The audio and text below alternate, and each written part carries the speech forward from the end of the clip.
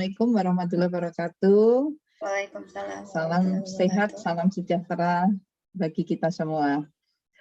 Saya menyapa sahabat saya dari SMP, Prof. Regina, dan teman-teman semuanya, para alumni, para senior-senior saya, para guru-guru saya, dan adik-adik saya, junior, dan semua para peserta webinar yang bisa bergabung hari ini, teman-teman SMA, dan juga mungkin dari umum. Saya izin share screen ya. Sudah dibuka ya?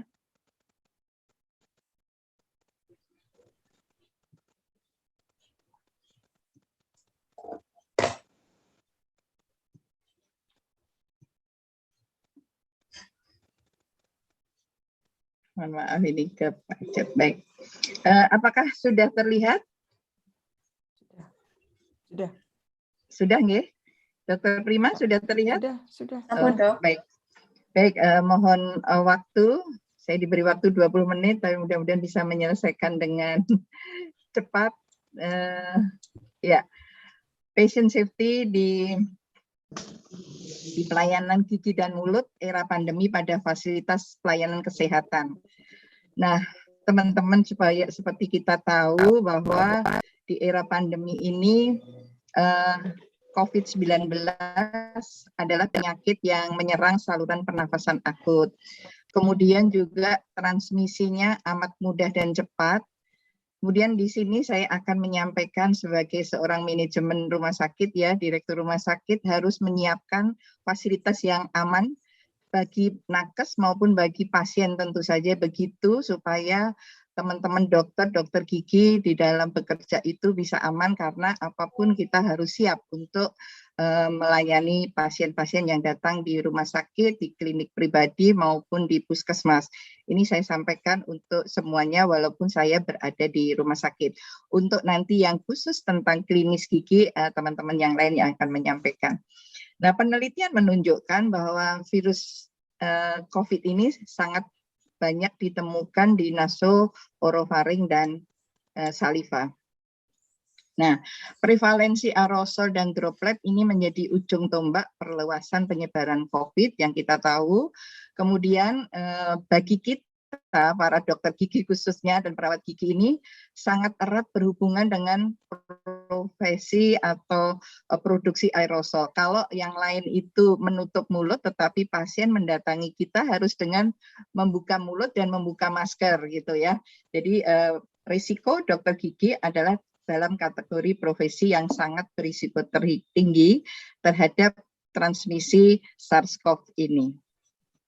Nah, teman-teman sekalian, apa saja yang harus disiapkan di poliklinik gigi dan mulut?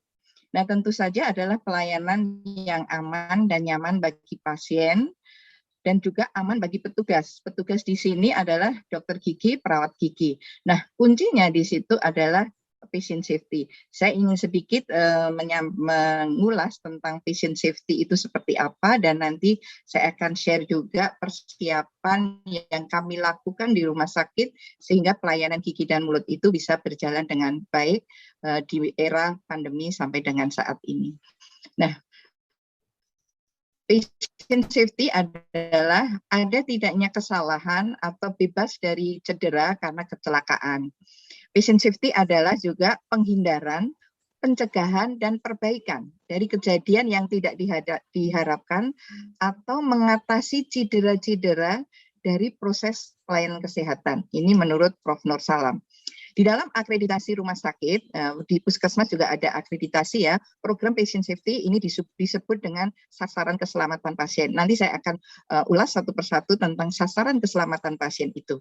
Maksud dan tujuan dari sasaran keselamatan pasien adalah mendorong kita sebagai fasiankes, fasilitas pelayanan kesehatan, agar selalu melakukan perbaikan yang spesifik di dalam melaksanakan pelayanan kesehatan sehingga pasien itu aman gitu ya, aman dan merasa nyaman datang ke fasilitas yang kita siapkan. Patient safety menurut WHO adalah pengurangan risiko bahaya yang tidak perlu terkait dengan pelayanan kesehatan ke tingkat yang minimum yang bisa dapat diterima. Kenapa dikatakan tingkat yang minimum? Kadang kita memang tidak bisa menghindar, tetapi kita berupaya semaksimal mungkin untuk menghindari bahaya dari yang bisa ditimbulkan sehingga tidak terjadi KTD atau kejadian yang tidak diharapkan. Contoh ada tangga, itu berarti harus ada sign-nya, ada gambar panah supaya pasien atau keluarga pasien itu tahu arah masuk, arah keluar, seperti itu. Nah, disiplin patient safety ini adalah merupakan upaya yang terkoordinasi untuk mencegah terjadinya kerugian yang disebabkan oleh apa? Yang disebabkan oleh satu proses pelayanan kesehatan terhadap pasien. Ini ada buku baru dari Dr. Niko, yaitu Patient Safety Harga Mati. Ini bisa dibaca, sangat bagus bacaannya dan kalimatnya juga sangat mudah bisa diterima. Nah, peraturan Menteri Kesehatan sendiri tahun 2017 tentang keselamatan pasien disebutkan bahwa keselamatan pasien adalah satu sistem yang membuat asuhan pasien itu menjadi aman.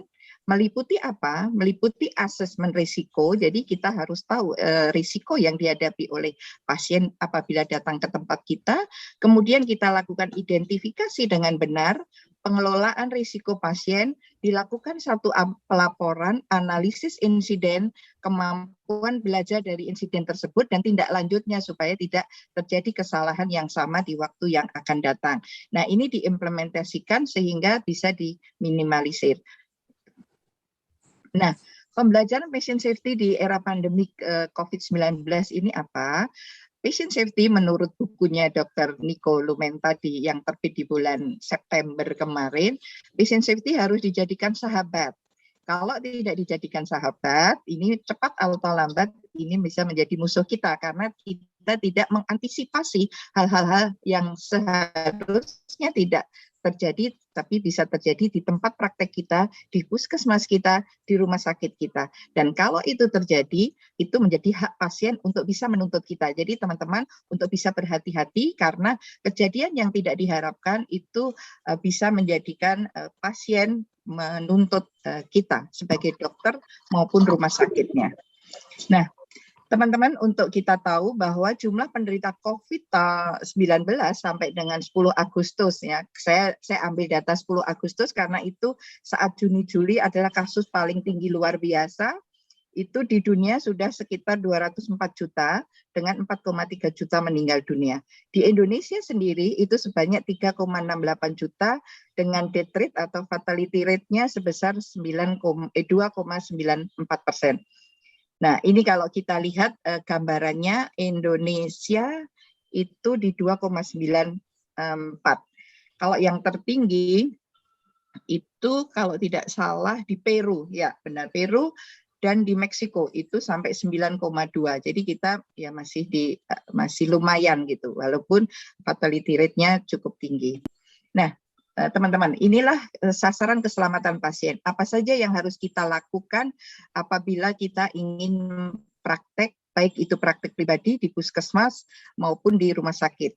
Identifikasilah pasien itu dengan benar, jadi tidak keliru. Tingkatkan komunikasi yang efektif. Dokter itu harus banyak bicara, jadi jangan pelit bicara supaya kita bisa memberikan satu edukasi yang benar. 3, meningkatkan keamanan obat yang perlu diwaspadai. Jadi obat-obat yang high alert medication, jadi look alike, sound alike, ini harus hati-hati untuk kita cermati. Terlaksananya proses tepat lokasi, tepat prosedur, tepat pasien yang menjalani tindakan dan prosedur. Ini di tempat praktek, nanti Dr. Pedro juga akan menyampaikan itu bagaimana proses di dalam kamar operasi. Jadi tepat lokasi itu sekarang juga harus digambarkan. Loh, kalau kita kan di saliva maksudnya di dalam nggak bisa digambar, di pipinya sekarang yang digambar. Jadi di kanan atau di kiri, di atas atau di bawah itu pasti harus digambarkan karena ada banyak kejadian kesalahan penanganan. Mengurangi risiko pasien jatuh. Nah, ini juga bagian dari sasaran keselamatan pasien. Apa saja yang disebut dengan identifikasi pasien dengan benar? Walaupun ada di praktek sendiri, ini juga mesti seperti di puskesmas dan seperti di rumah sakit. Pastikan ketepatan pasien yang akan menerima layanan atau tindakan. Jadi perawat yang mendampingi kita harus memastikan bahwa pasien tersebut nama dan tanggal lahir paling tidak ada 2, itu benar. Jadi nama pasien dan tanggal lahir. Ini untuk yang umum juga supaya tahu kalau datang ke puskesmas, ke rumah sakit, apakah petugas itu menanyakan nama kita dan tanggal lahir kita, karena ini sangat penting. Kemudian yang kedua, komunikasi yang efektif. Nah, ini untuk melengkapi kita supaya akurat, lengkap, tidak ambigu, dan itu bisa diterima baik oleh penerima. Bisa bentuk verbal, elektronik, maupun tertulis. Jadi kalau nanti lewat telemedicine, kami sedang mengembangkan telemedicine yang itu ternyata sangat membantu, seperti tadi Dr. Sestri katakan, itu bisa kami bantu dengan telemedicine pada saat era pandemik seperti ini. Jadi pengobatan bisa dilakukan dengan virtual, obat bisa kita kirim, kemudian setelah membaik baru dilakukan tindakan datang ke rumah sakit maupun ke puskesmas. Nah, meningkatkan keamanan obat yang perlu diwaspadai yaitu high alert medication, yaitu setiap obat jika salah penggunaan ini akan membahayakan pasien. Nah, ini karena bisa menjadikan kematian dan kecacatan pasien. Hati-hati terhadap obat-obat yang look alike dan sound alike. Jadi pengucapan sama dan mungkin bentuk dan kemasan hampir mirip. Ini juga hati-hati di dalam penempatan di farmasinya, seperti itu. Nah, 4, terlaksananya proses tepat lokasi, tepat prosedur, tepat pasien yang menjalani tindakan. Nah, ini tidak boleh ada kekeliruan. Jadi yang mau ditambal yang mana, yang mau dicabut yang mana, ini jangan sampai terjadi kesalahan. Ini mesti harus ada komunikasi yang efektif, keterlibatan pasien, memastikan ketepatan lokasi, kemudian lakukan asesmen pasien dengan lengkap, kemudian rekam medis yang lengkap, tulisan harus terbaca dengan lengkap. Zaman saya dulu makin jelek itu makin pinter, seolah-olah seperti itu, makin tidak bisa terbaca, dokternya makin hebat. Sekarang tidak boleh. Jadi tulisan harus terbaca dengan baik, tidak boleh dengan seperti sandi rumput itu ya. Zaman dulu pramuka itu Prof Regina itu tokoh pramuka kita itu di Kasmaji dulu. Nah, itu nggak boleh pakai sandi rumput tulisan atau diseret, tapi harus mudah terbaca dan lengkap. Singkatan harus terstandarisasi di rumah sakit itu atau di puskesmas, harus membuat standar-standar singkatan yang dimengerti oleh semuanya. Nah, untuk prosedur bedah yang aman, ini harus menggunakan surgical safety checklist. Jadi memastikan untuk terlaksananya time out. Jadi time out itu adalah sesaat sebelum operasi dilaksanakan, itu ada break, time out, kemudian dibacakan pasien siapa, operator siapa, yang akan dilaksanakan tindakan apa, semuanya sudah benar. Kalau di bedah mulut berarti juga ronsen ada di sampingnya dan semuanya clear, berarti tepat lokasi, tepat prosedur, tepat pasien. Setelah itu barulah dilakukan tindakan. Itu yang tidak boleh dilupakan untuk kegiatan time out di kamar operasi. Nah, yang kelima, dikuranginya risiko infeksi. Nah, ini melaksanakan evidence-based hand hygiene untuk menurunkan risiko infeksi. Jadi, setiap orang di Fasiankes ini harus pernah dilatih untuk hand hygiene. Kelihatannya sederhana untuk cuci tangan, tetapi ternyata belum semua benar melaksanakan cuci tangan yang benar, dan belum semuanya patuh dengan hand hygiene ini. Jadi di rumah sakit setiap bulan kita lakukan evaluasi kepatuhan hand hygiene, kepatuhan untuk cuci tangan dengan cara yang benar. Nah, ini apakah kita sudah melaksanakan cuci tangan yang benar melalui sesuai dengan standar WHO. Nah, ini evaluasi tadi sudah saya sampaikan, setiap bulan kita harus melakukan evaluasi. Nah, tentu saja kita harus menyediakan fasilitas untuk cuci tangan itu ada di berbagai tempat dan mudah dijangkau dan tidak boleh kosong, kan seperti itu. Sehingga pasien, orang yang datang, kemudian karyawan, semuanya akan mudah untuk bisa segera cuci tangan. Nah, prosedur infeksi ini harus sesuai regulasi. Jadi di dalam fasilitas pelayanan kesehatan harus membuat regulasi-regulasi, khususnya di poligigi ini tindakan untuk regulasi gigi banyak sekali. Jadi saat itu kami langsung menyiapkan. Nah, mengurangi risiko cedera karena pasien jatuh. Jadi teman-teman untuk berhati-hati, kelihatannya sepele, padahal ini tidak sepele. Jadi pasien jatuh di lift itu kesalahan kita. Jadi kita harus memberikan sign tanda bahwa Anda harus hati-hati. Kalau ada orang tua masuk ke lift sendiri, security harus mendampingi. Hal-hal seperti itu sangat penting untuk dilaksanakan. Nah, ini harus ada SPO-nya. Lokasi dan situasi lingkungan rumah sakit kita seperti apa? Harusnya di pinggir itu ada railing, sehingga kalau yang sepuh tindak sendiri, mungkin kontrol stroke, tapi dia juga akan ke gigi.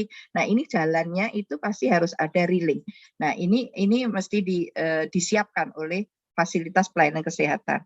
Kita cek dulu apakah juga pernah risiko jatuh atau riwayat jatuh, apakah sedang mengkonsumsi obat-obat tertentu, kemudian apakah sedang mengkonsumsi alkohol, dan inilah sebabnya asesmen awal sangat penting. Nah, saya akan menyampaikan sedikit pengalaman waktu menyiapkan poli gigi di Rumah Sakit Pelabuhan Jakarta ini.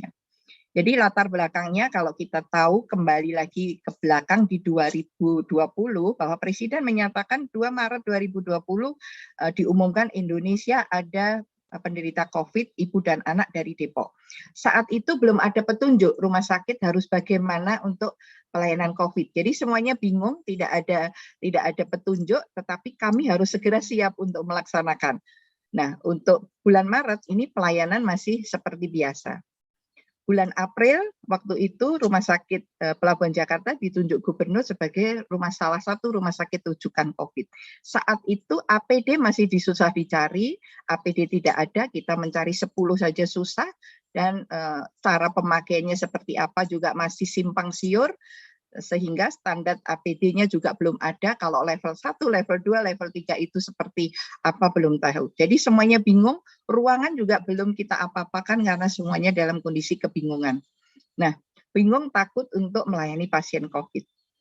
Tetapi karena waktu itu tiba-tiba sudah ada pasien yang datang, jadi saya menyiapkan untuk ruang isolasi sederhana sebanyak 8 tempat tidur yang tempatnya agak jauh sehingga kita lokalisir seperti itu.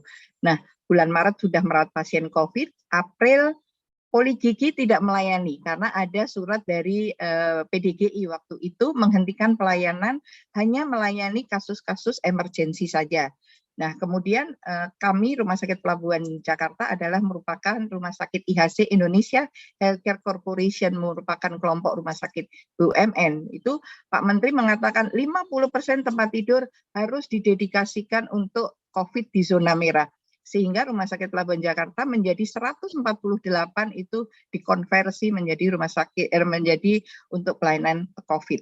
Nah, kemudian panduan dokter gigi dalam era new normal baru terbit di bulan Juli, sehingga bulan April, Mei, Juni itu poli gigi tutup gitu ya. Kemudian juga ada dokter gigi kami yang autoimun, jadi agak ketakutan. Tapi sekarang alhamdulillah sudah bisa melaksanakan pelayanan dengan normal kembali. Nah, ini ketenagaan kami ada 10 dokter gigi, 8 perawat gigi, dan ada 5 dental unit. Pada waktu itu yang dilakukan adalah hanya pengobatan abses ya, teman-teman yang umum adalah bengkak-bengkak itu, ini dilakukan dengan membuka open bore premedikasi dokter saja. Kemudian tumpatan sementara pada kasus-kasus radang pulpa, itu radang saluran akar gitu ya teman-teman yang umum. Kemudian emergency treatment karena rumah sakitnya itu juga dekat dengan tol dan dermaga pelabuhan, jadi kecelakaan dan fraktur dentoalveoler itu dilakukan dengan tindakan fiksasi gigi. Ini oleh dokter bedah mulut kami yang kebetulan juga lulusan dari Gajah Mada. Ini tindakan emergensi yang kita lakukan di bulan April, Mei, Juni. Kemudian di bulan Juli kami sudah berani lagi. Jadi saya hanya ngomong para dokter gigi sudah berani atau belum, tetapi kami dari manajemen itu menyiapkan fasilitasnya seaman mungkin. Nah, langkah-langkahnya apa? Itu teman-teman harus membuat zonasi. Walaupun hanya praktek sendiri itu harus ada zonasi ya. Zonasi, kemudian kalau di rumah sakit harus menyiapkan ruang-ruang isolasi yang memenuhi syarat, kemudian mempersiapkan ruang poli gigi khususnya sehingga aman bagi pasien dan nakes kami. Menyiapkan SPO dan alur pelayanan gigi dan mulut. Itu harus ada SPO yang kita share, kita pelajari bareng-bareng. Kemudian dilakukan screening semua orang yang masuk ke area rumah sakit. Kalau sekarang ini masuk di rumah sakit pelabuhan sudah pakai peduli lindungi seperti ke mall. Nah, ini bisa menyurati ke Kementerian Kesehatan untuk meminta barcode itu, gitu ya. Kemudian kita lakukan in-house training secara paralel dan maraton untuk penanganan COVID ini. Jadi materinya apa? Materinya tentang patient safety, kemudian tentang pencegahan dan pengendalian infeksi atau PPI, kemudian pelatihan downing doffing atau melepas dan memakai APD, dan penanganan limbah.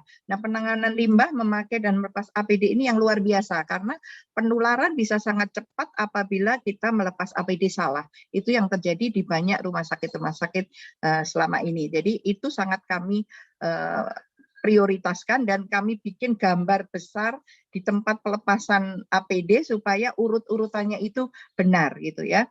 Dan kemudian kami membuka layanan telemedicine. Alhamdulillah pada ulang tahun Rumah Sakit BUMN kemarin, Rumah Sakit Pelabuhan Jakarta mendapat award untuk terbanyak melayani telemedicine. Jadi telemedicine itu juga dokter gigi. Kita juga home care, dokter gigi jalan. Jadi semuanya jalan.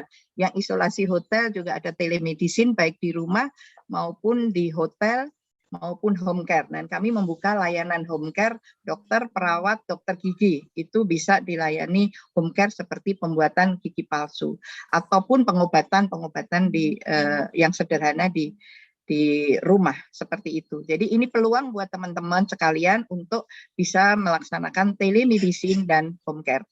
Nah, ini zonasi rumah sakit. Mohon maaf dokter Dwi Aryani, waktunya masih sekitar 5 menit lagi. Oke. Baik.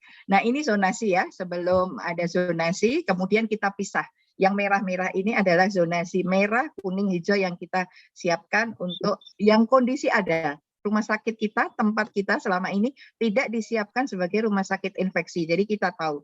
Tetapi bagaimana kita memaksimalkan kondisi yang ada dengan biaya yang tidak banyak tetapi aman bagi pasien dan juga bagi kita. Nah ini yang sebelum zonasi sebelum dibuat di lantai 2 rumah sakit kami, 2 lantai. Ini yang hijau setelah, yang kuning itu untuk medical check up. Ini khusus gigi. Nah, waktu itu gigi alur pasien maupun alur petugas itu sama, tetapi kemudian tidak boleh alur pasien maupun alur petugas itu harus berbeda. Ini kemarin sebelum COVID semuanya bisa terbuka. Nah, dengan kondisi seperti ini kan kita tidak mungkin melakukan hal-hal yang dirubah, dibangun, tidak ada biaya yang harus mendadak dan pasien datang sewaktu-waktu. Jadi kita antisipasi dengan maksimum seperti apa. Nah, seperti ini. Jadi kalau kami lihat dari pintu belakang itu adalah hanya alur perawat dan petugas dokter gigi di sana, kemudian ini kita tutup. Kalau tadi kan bukaan, jadi kita tutup dokter gigi, perawat gigi bertugas 4 jam. Jadi setelah dokter gigi ganti, dia masuk ke ruang yang ada tulisan pelepasan APD, di situ bergerak di 5 ruangan dokter praktek ini selama 4 jam. Setelah 4 jam dia melepas APD, keluar ruangan didekontaminasi besar lagi, kemudian baru shift 2 masuk. Seperti itu yang kami lakukan. Nah, ruangan praktek udara, aliran udara itu harus satu arah. Jadi dari bersih ke kotor. Jadi kalau saya gambarkan ya, dari petugas dari belakang ini bersih menuju ke pasien. Nah, ini secara alami, mekanis, dan hybrid atau metode campuran. Alami itu kalau dibuka tanpa apa-apa, udara bebas. Mekanis dengan AC, kemudian dengan exhaust fan dan HEPA filter, baik portable maupun yang tidak. Hybrid itu yang campuran. Nah, ini ruangan praktek, tata kelola. Peralatan yang ada di dalam praktek dokter gigi ini harus disimpan tertutup, tidak boleh terbuka. 1, usahakan tersimpan di laci atau lemari. Pembagian zonasi, untuk zonasi kuning itu resepsionis, front office, ruang tunggu pasien. Zona merah ini adalah ruang yang digunakan untuk praktek. Sehingga satu pasien itu kursi dentalnya dibersihkan, semuanya dibersihkan, baru masuk pasien yang kedua. Memang agak menjadi lama, tapi itu adalah untuk keamanan kita. Dokter gigi memakai apron untuk satu pasien. Jadi APD level 3 apron. Apronnya dilepas satu pasien, handskun dilepas, ganti yang kedua untuk pasien yang kedua. Nah, ini alur pergerakan pasien dan tenaga medis harus jelas.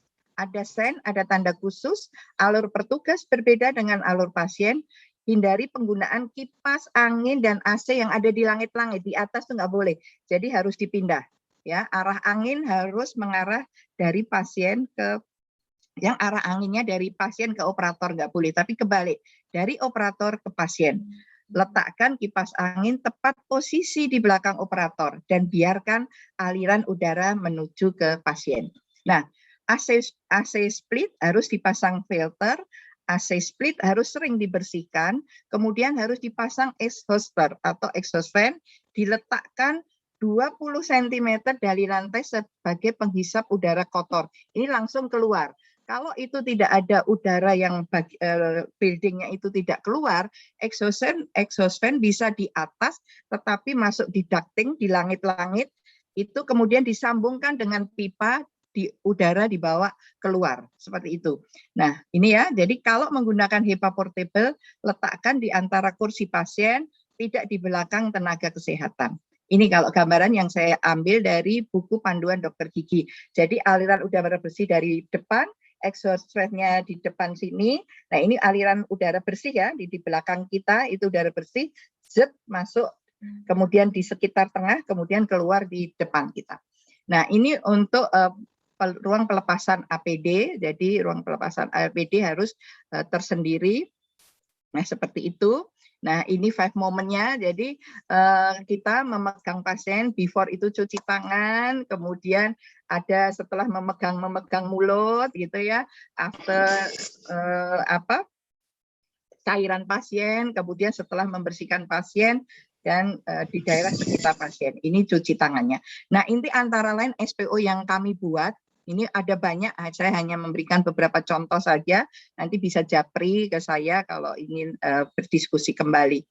Nah, semoga WIF 3 tidak terjadi ya. Nah, perlindungan kepada nakes, marilah kita selalu minum vitamin C, vitamin D setiap hari. Itu seluruh pegawai hampir 600 lebih saya beri vitamin C dan vitamin D setiap hari seperti kayak posyandu itu minum. Kita beri jatah makan, kemudian rutin PCR sebulan sekali, yang rutin kalau yang sehat. Kalau yang terpapar itu akan di tracing dan dilakukan sesuai dengan SPO. 3T kita lakukan, kemudian kita fasilitasi APD dan obat-obatan yang dibutuhkan. Nah, ini kunjungan poligigi kalau kita lihat ya, April, Mei, Juni hanya tindakan preventif saja karena kita membuka, jadi hanya kegiatan khusus.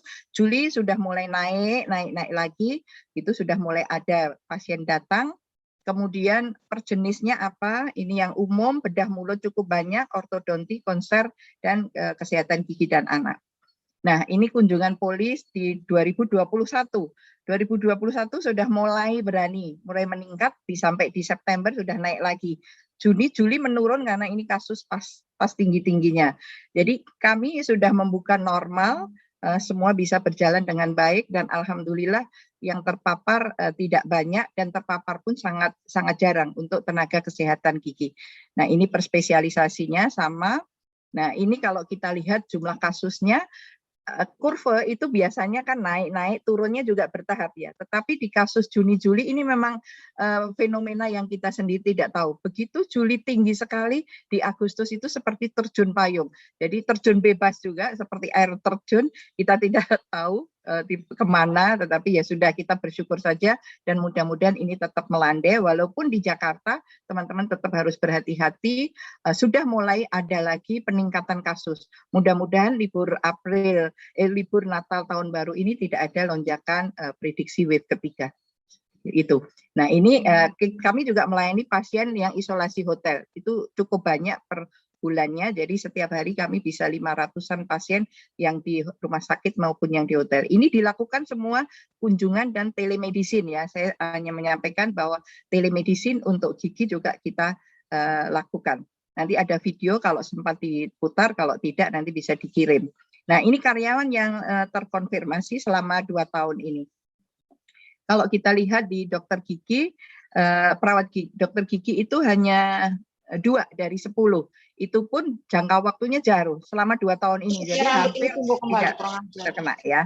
Nah, ini kesimpulannya, buat SPO sesuai dengan unit, buat zonasi, latih semua karyawan kita tentang PPI, patient safety, penanganan limbah, karena ini sangat penting, jadi jangan sembarangan membuang limbah, pemakaian dan pelepasan APD, kemudian panduan COVID itu dibuat, dievaluasi setiap bulan, sosialisasi 5T, dan supaya pelayanan bisa berjalan dengan baik, lancar, aman bagi semuanya, lakukan telemedicine dan home care.